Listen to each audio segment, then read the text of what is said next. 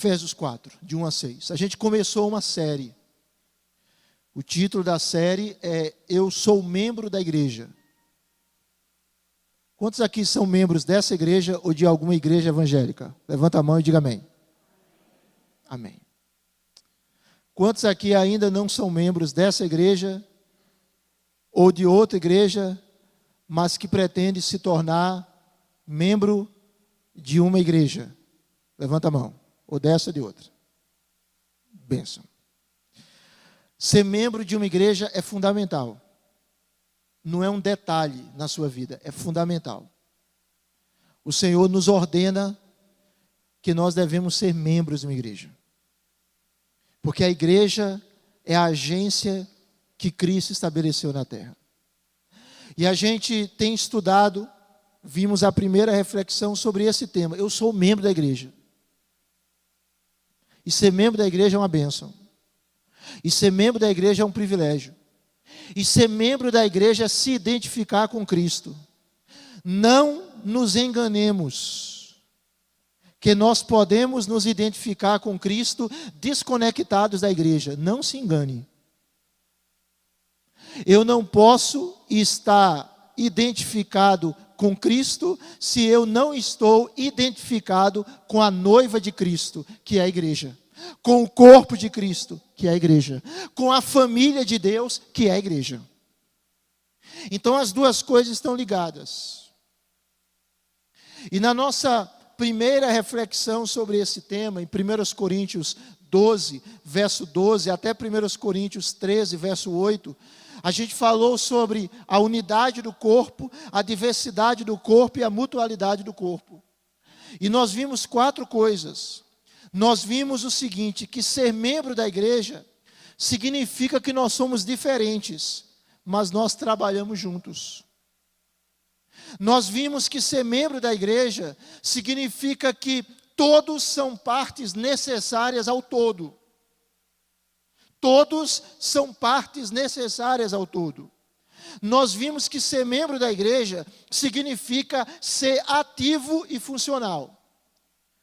E nós vimos também que ser membro da igreja significa que as nossas palavras e as nossas atitudes devem estar fundamentadas no amor. E nós terminamos aquela reflexão falando sobre compromissos. Você não faz nada relevante sem compromisso. Para a gente manter o nosso casamento, a gente precisa ter compromisso. Senão não mantém o casamento. Para a gente ser pai e mãe responsáveis, a gente precisa ter compromisso. Para a gente manter a nossa saúde, a gente precisa ter compromisso. De pelo menos buscar dormir bem, buscar se alimentar saudavelmente. Para a gente avançar academicamente, passar de ano, passar no Enem, passar em um concurso, estar em uma determinada empresa, prestar serviço para as pessoas, a gente precisa ter compromisso. Ou seja, tudo que nós fazemos relevante na vida, a gente precisa ter compromisso. Ora, se a gente precisa ter compromisso em todas as coisas relevantes que nós fazemos, a igreja é importante para você? Sim ou não? Quem acha que não, diga não. Quem acha que sim, diga sim. Amém. Então Deus está chamando a mim e a você para um compromisso. Perceba, Jesus firmou um compromisso com você. Ele morreu na cruz por você. E quando Ele salva você e a mim, Ele nos salva por meio de uma aliança. Ou seja, por meio de um compromisso. E todos aqueles que são salvos, eles são salvos porque eles foram remidos pelo sangue de Cristo e eles estão em aliança com Cristo. Ninguém é salvo sem uma relação de aliança com Cristo. Por quê? Porque aqueles a quem Deus salva, Deus os insere numa aliança. Então, o que a gente quer, da parte de Deus, estimular você, estimularmos uns aos outros, a entendermos que o que vai mudar a nossa vida não é simplesmente o que nós sentimos. O que muda a nossa vida não é simplesmente coisas que nós ouvimos ou que vemos. O que vai mudar a nossa vida são as decisões que nós tomamos diante daquilo que vemos, ouvimos e sentimos. O que vai transformar a minha e a sua vida, o que vai revolucionar a minha e a sua vida, é o mover de Deus no nosso coração, e que acontece junto com uma decisão minha e sua, diante daquilo que vemos, ouvimos ou sentimos. São as nossas decisões que mudam a nossa vida. Então a gente quer estimular você a assumir compromissos. Porque esses compromissos, além de trazer glória a Deus, eles vão abençoar você. Porque mais bem-aventurado é dar do que receber. Efésios 4, de 1 a 6. Por favor.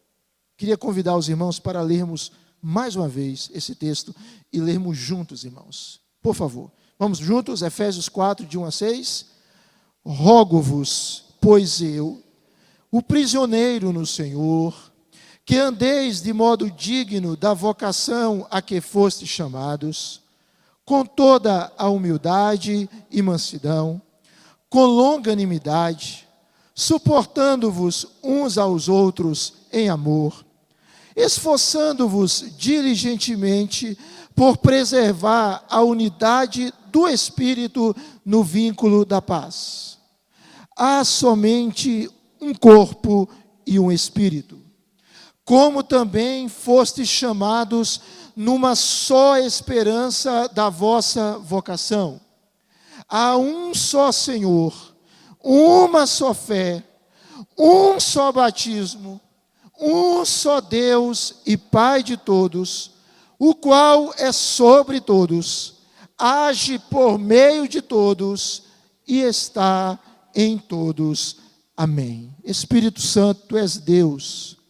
Tu és o dono dessa igreja. Tu és o Senhor dessa igreja. E nós clamamos no nome de Jesus, que Tu continues nos abençoando nesse culto, e que Tu fales ao coração de cada um dos amados e das amadas que estão aqui. Ó Senhor, nós Te pedimos, manifesta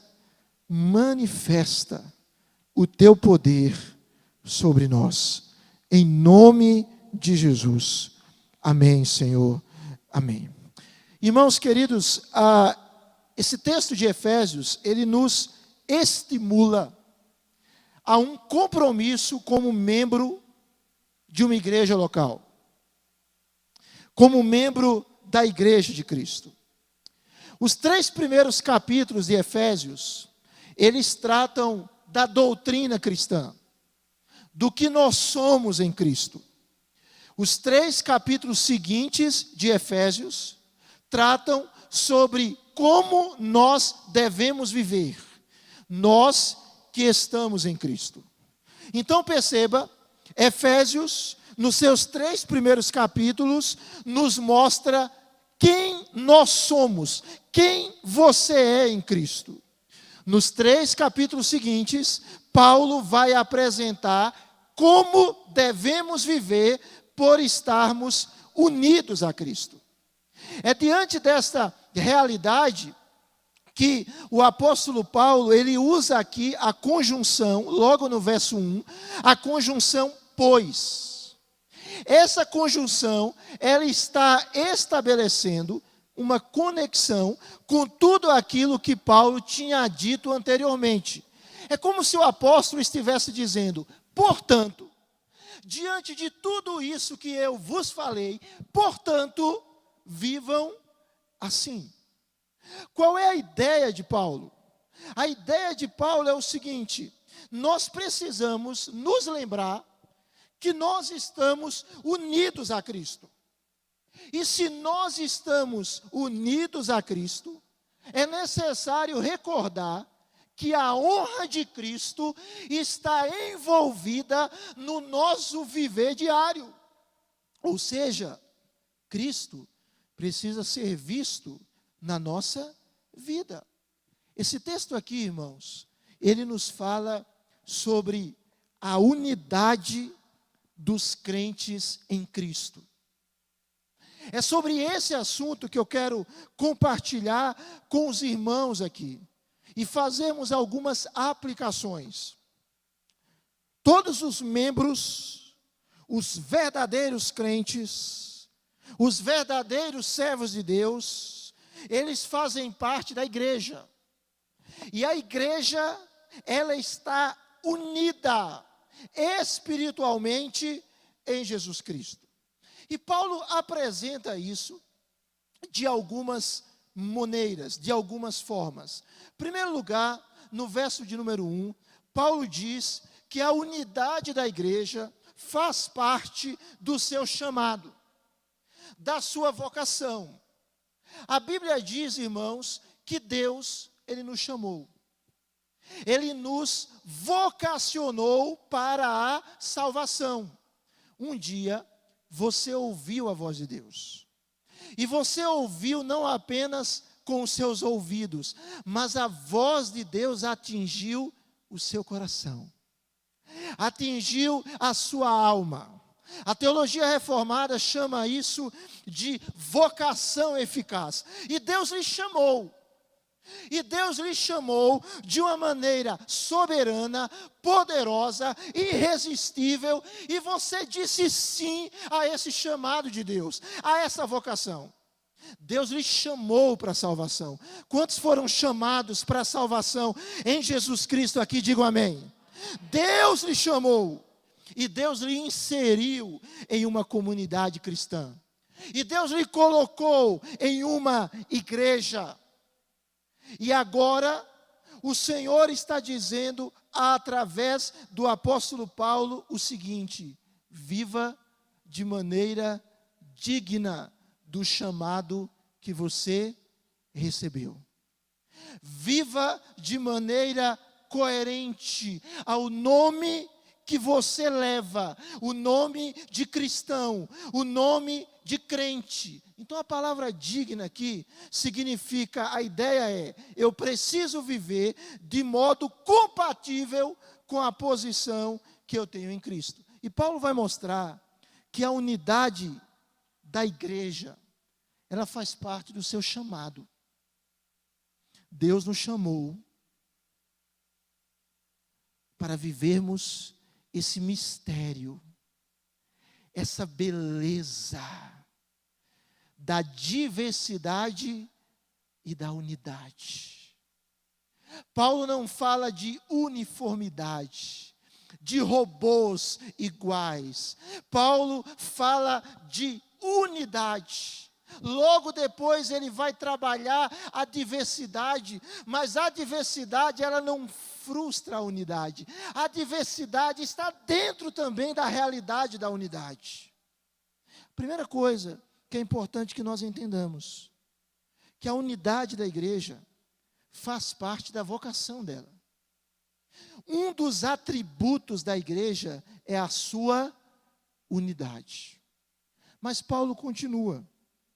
E Paulo diz, em segundo lugar, ele vai falar como é que é a unidade da igreja, como é que a nossa unidade como irmãos se expressa.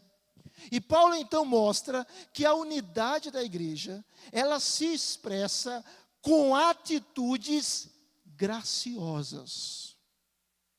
Como é que eu expresso a minha unidade com o meu irmão? Como é que eu manifesto para ele essa realidade de que nós somos um só corpo? Através de quê? De atitudes graciosas.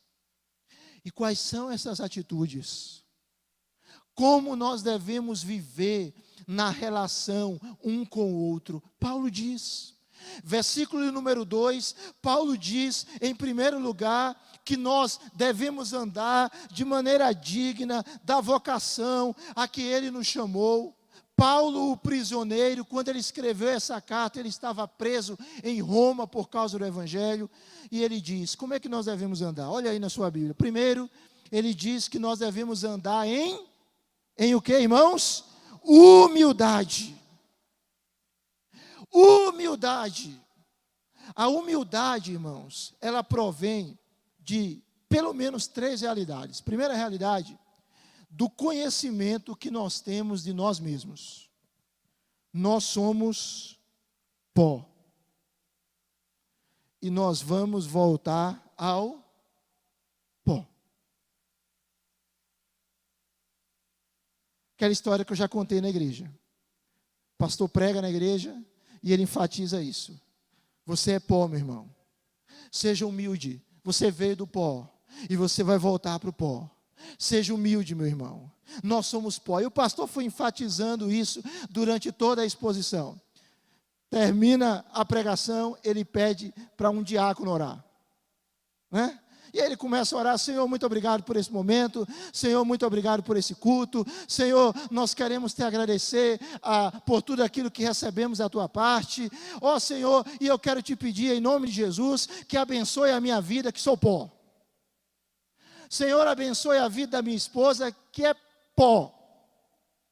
Senhor, abençoe a vida dos meus filhos, que são pozinhos. Portanto, Senhor, eu te peço, abençoe a poeirada da tua igreja toda, em nome de Jesus. Amém. Pó. Abençoe a poeirada da tua igreja. Nós somos pó, irmãos.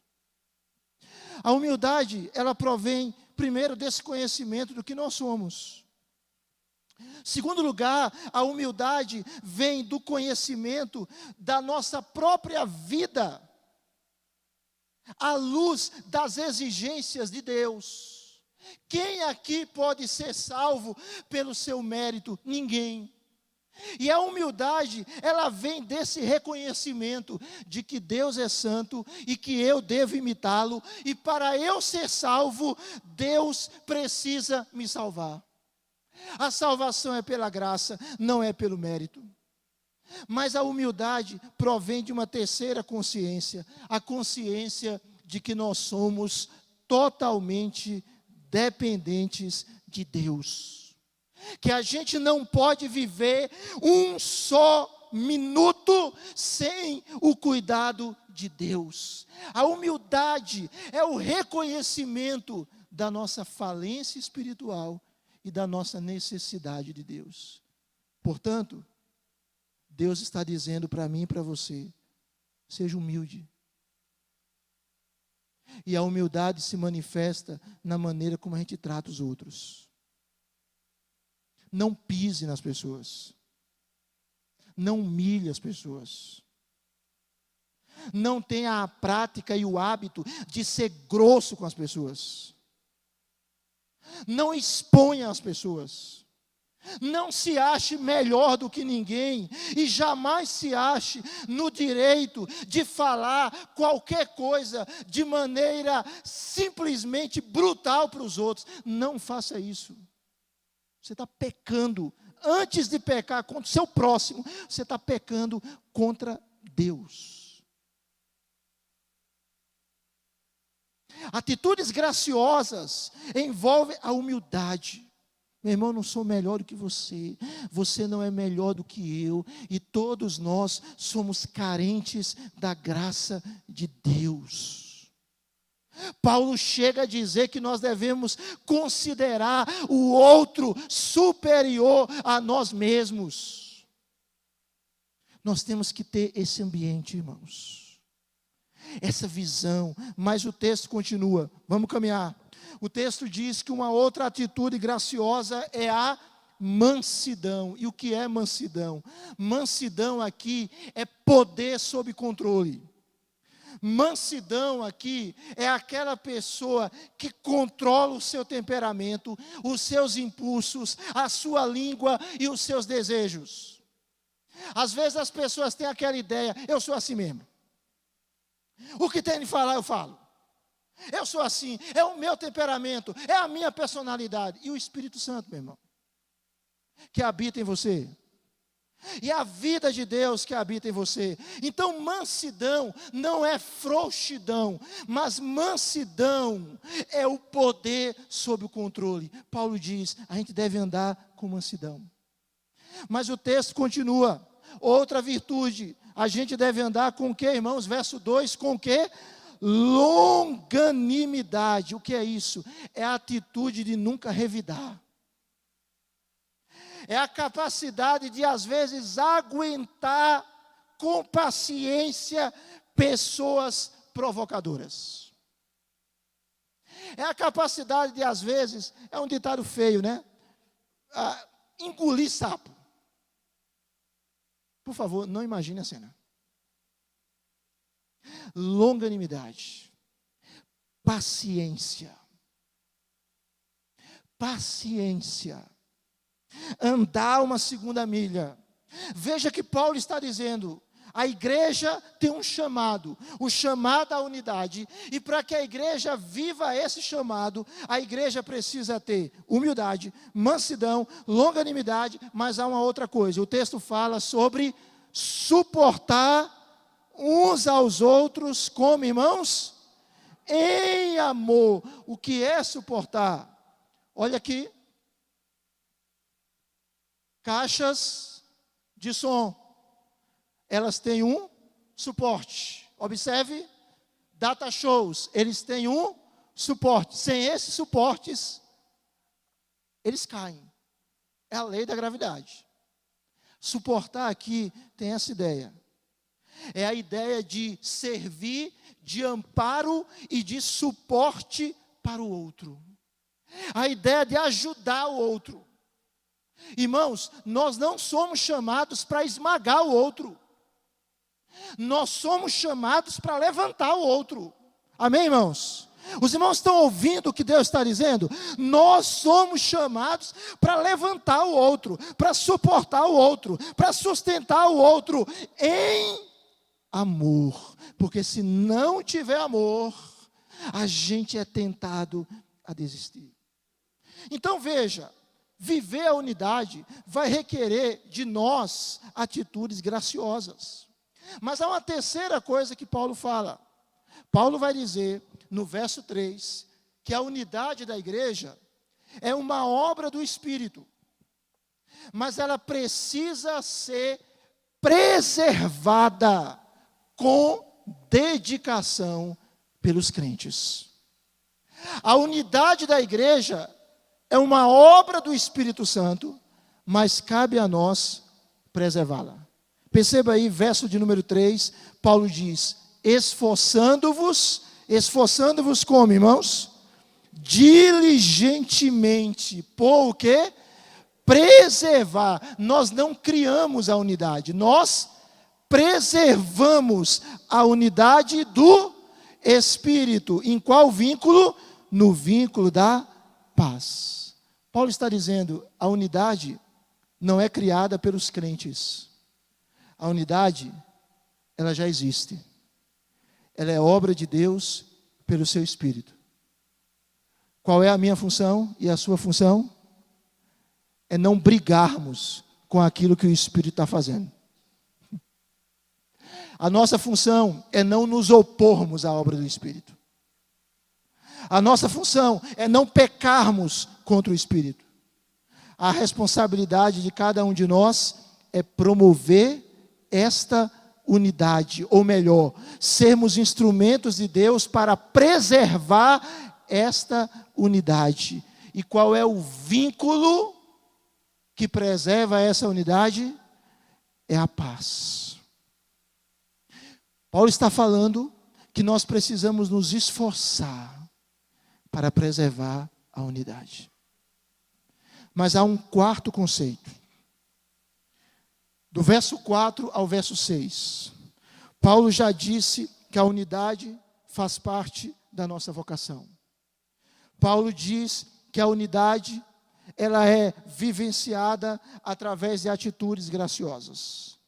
Paulo diz que a unidade é uma obra do Espírito, mas cabe a nós preservá-la. E precisamos nos esforçar nesse sentido. Mas Paulo diz uma outra coisa. Paulo diz que a unidade da igreja, ela está fundamentada. Sabem quem? Ela está fundamentada na Trindade. A unidade da igreja, ela tem um fundamento, irmãos. Ela tem uma base. E a base da unidade da igreja é a própria Trindade. Veja aí o texto. Versículo 4, Paulo diz, um Espírito. Verso 5, o apóstolo afirma, um só Senhor. E verso 6, ele diz, um só Deus e Pai de todos. Perceba que ele menciona as três pessoas da divindade, para dizer o seguinte, para dizer que a unidade, ela tem um fundamento, e esse fundamento é o próprio Deus. Por quê? Porque Deus é um, mas ao mesmo tempo, três pessoas. Deus é um só ser, Ele está unido, mas Ele é também três pessoas, e as três pessoas estão unidas. É importante que a gente entenda que unidade não é ecumenismo. Aquela ideia, todas as religiões são iguais, vamos unir as nossas mãos, não importa o que a Bíblia diz, vamos unir. Não, a unidade, ela está baseada na Trindade e ela está fundamentada nas Escrituras. Não há unidade sem verdade. Não há unidade espiritual sem que a Bíblia seja o norteador. E Paulo vai mostrar aqui que existem realidades que nos unem. Realidades que são infinitamente maiores do que, porventura, quaisquer realidades que nos separam. Olhe comigo, por favor, o texto. Do verso 4 ao verso 6. Paulo nos mostra essa unidade da igreja baseada na Trindade. E ele diz, há um só corpo, há somente um corpo. O que é isso? Paulo está falando, há somente uma igreja verdadeira. Uma igreja verdadeira. E qual é essa igreja verdadeira? É a presbiteriana? É a batista? É a Assembleia de Deus? É outra comunidade? Não! Independe disso, a igreja verdadeira é composta de todos os verdadeiros crentes que estão em igrejas bíblicas espalhadas ao redor do mundo. A igreja verdadeira, ela é supradenominacional. Ela pode estar presente em diferentes denominações genuínas, cristãs e bíblicas. É um só corpo. Há muitas denominações, mas há uma só igreja. Todas as verdadeiras denominações cristãs fazem parte de uma igreja. E quem é a igreja? A igreja é formada por todas as pessoas que foram convertidas ao Senhor e Salvador e que pertencem a Cristo. Há um só corpo, há uma só igreja. No céu, nós estaremos juntos, sem nenhuma placa denominacional, como uma só igreja. Louvado seja Deus. Há um só corpo. Mas o texto continua. E eu falo isso considerando o valor das denominações. Mas as denominações são provisórias. A igreja de Cristo permanece para sempre. Mas o texto continua dizendo, há um só o quê? Olha a sua Bíblia. Há um o quê? Espírito. Quem é aqui? É o Espírito Santo que habita nos cristãos. Há somente um Espírito. Verso 4. Há uma só esperança. Paulo diz: fostes chamados numa só esperança da vossa vocação. Que esperança é essa? É a esperança da volta de Jesus. É a esperança do arrebatamento. É a esperança de que Deus vai transformar os nossos corpos em corpos glorificados e poderosos, e estaremos para sempre com o Senhor. É essa esperança. Mas o texto continua, verso 5. Há um só o quê? Senhor. Quem é o Senhor aqui? É o Senhor Jesus Cristo. É aquele que tem direito de governar a história do seu povo. Há uma só fé. Que fé é essa? A fé aqui pode ser tanto a verdade cristã, como a nossa confiança pessoal em Cristo. Há uma só fé. Mas o texto continua dizendo: há um só batismo. Que batismo é esse? Aqui não é uma referência ao batismo por aspersão, ou batismo por imersão, ou batismo por efusão. Não. A referência aqui é o batismo pelo Espírito Santo. É o batismo que o Espírito Santo efetua em cada crente, o colocando no corpo de Cristo. É esse batismo. É o batismo pelo qual o Espírito nos insere na igreja. Mas o texto continua. O texto diz, verso 6, há um só Deus e Pai. O Pai da igreja, tanto da terra como do céu. Tanto da igreja que milita, como da igreja triunfante. Tanto da igreja que está aqui, como da igreja que está na glória, composta pelos crentes que já morreram. Há um só Deus e Pai de toda a igreja. E esse Deus, Ele é sobre todos, Ele age por meio de todos, e Ele está em todos. Presta atenção, queria ir para o segundo momento da nossa mensagem. Ferir a unidade da igreja é uma afronta a Deus. Ferir a união dos crentes em Cristo é um pecado gravíssimo, porque nós estamos conspirando contra o plano de Deus para com o seu povo. Eu sou membro da igreja, e daí? Como membro da igreja, nós temos que firmar o compromisso, como nós já vimos, presta atenção, de sermos membros ativos, membros funcionais, mas Deus está nessa noite nos chamando ao compromisso de sermos instrumentos de Deus para promover, para preservar a unidade da comunidade de fé que nós fazemos parte. Como é que o mundo vai saber que nós somos cristãos? O mundo sabe que nós somos cristãos pela nossa relação uns com os outros. Quando Deus salva você, Deus lhe coloca em uma igreja. E você deve participar de uma igreja local. E quando você se torna parte da igreja local, preste atenção, Deus quer que você seja uma pessoa que una as outras pessoas. Deus quer que eu seja uma pessoa que una as outras pessoas. E Deus quer isso de você. Você pode dizer amém? Sua função é essa. É ser alguém que une pessoas. É esse o seu propósito. É isso que Deus quer. A união é vital para a saúde da igreja. Isso significa que todos os membros da igreja, todos os membros, eles devem contribuir diligentemente para a união da comunidade.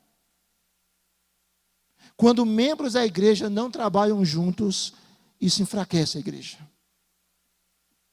Eu queria terminar a reflexão e pensando em 3 atitudes para que a gente seja instrumento de Deus para preservar a unidade da igreja.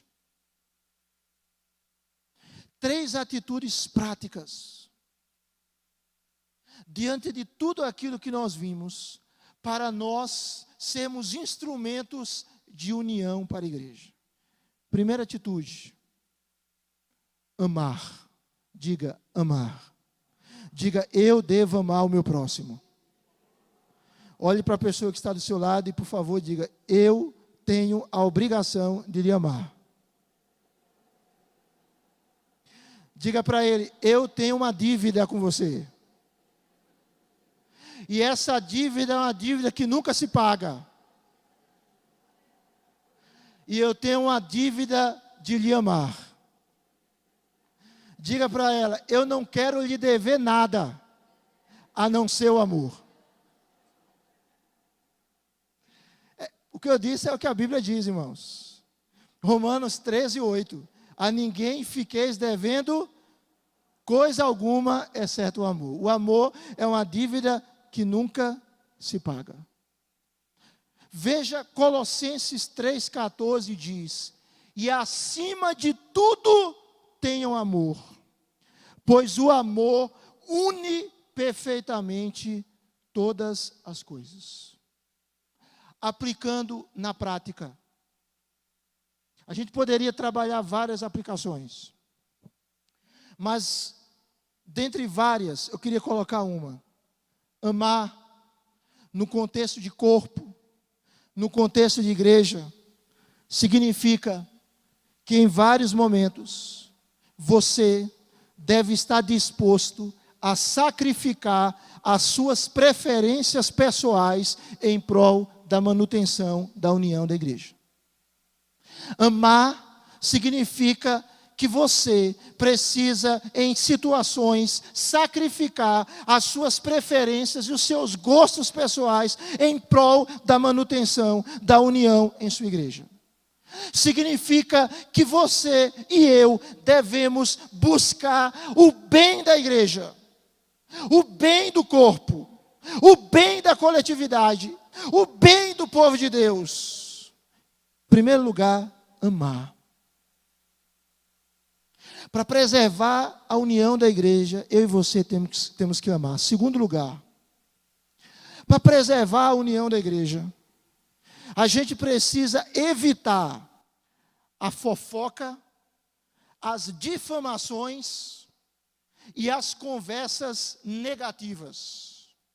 Se você abrir a Bíblia, em Romanos 1, a partir do verso 18, fala, presta atenção, irmão, presta atenção. Romanos 1, a partir do verso 18, fala sobre a ira de Deus que se revela contra os gentios que se afastam de Deus.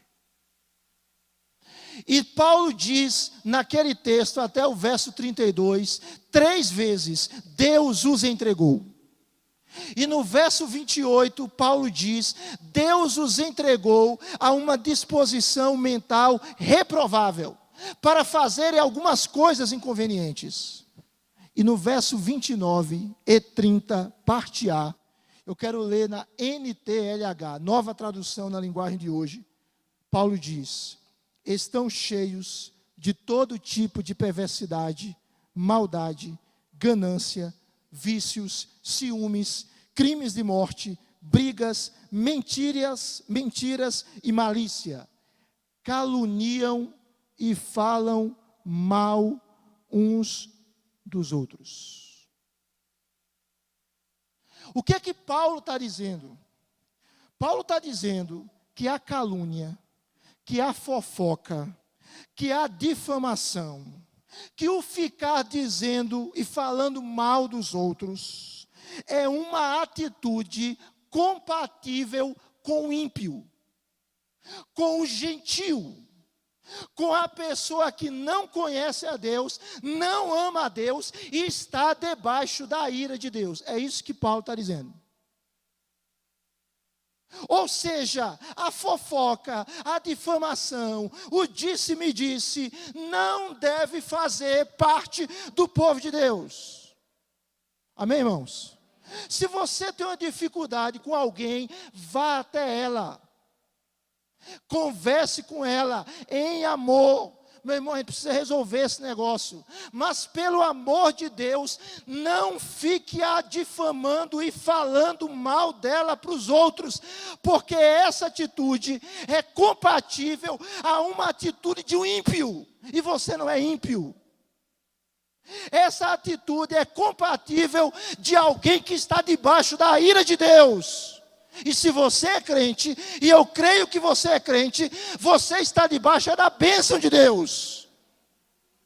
E se você está debaixo da bênção de Deus, use a sua boca, não para caluniar, nem para fofocar, porque a fofoca destrói a união da igreja. A fofoca prejudica a eficácia da igreja.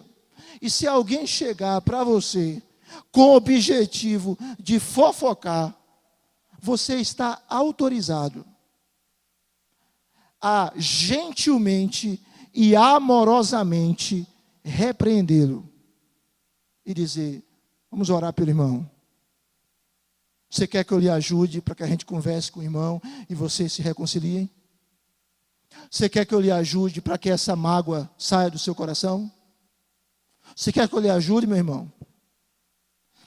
Segundo lugar, para preservar a unidade da igreja, a gente precisa não o quê? Alô? Não o quê? Vou voltar. Vou começar a mensagem. Não fofocar. Estão me ouvindo, irmãos? Não falar mal dos outros. Não caluniar. Para manter a unidade da igreja, a gente precisa não... Mais uma vez, não fofocar. E em primeiro lugar, a gente precisa amar. Diga, amar. Mas eu termino. A terceira atitude que nós precisamos ter para manter a unidade da igreja é perdoar. Colossenses 3:13, parte B. Assim como o Senhor vos perdoou, assim também perdoai vós. A união da igreja não se manifesta saudavelmente se os membros da igreja estiverem com os corações cheios de mágoa, se os membros da igreja não se perdoarem. Você foi perdoado por Deus, meu irmão? Quantos foram perdoados por Deus? Levanta a mão e dê glória a Deus. Então Deus está dizendo: assim como eu lhe perdoei, perdoe. Para que você seja uma fonte de união e não uma força divisora na igreja. Ame, não fofoque, não calunie, não difame e perdoe. Ser membro da igreja é mais do que ter o nome registrado no livro de Atos. Ser membro da igreja não é como ser membro de um clube. Ser membro da igreja significa promover a união da comunidade, amando, abençoando e perdoando. Nessa noite, Deus está nos chamando a um compromisso. E o compromisso é: eu serei um membro da igreja que une pessoas. Eu serei um membro da igreja, não que divide pessoas, mas que une pessoas. Você quer assumir esse compromisso? Eu queria lhe convidar a ficar de pé.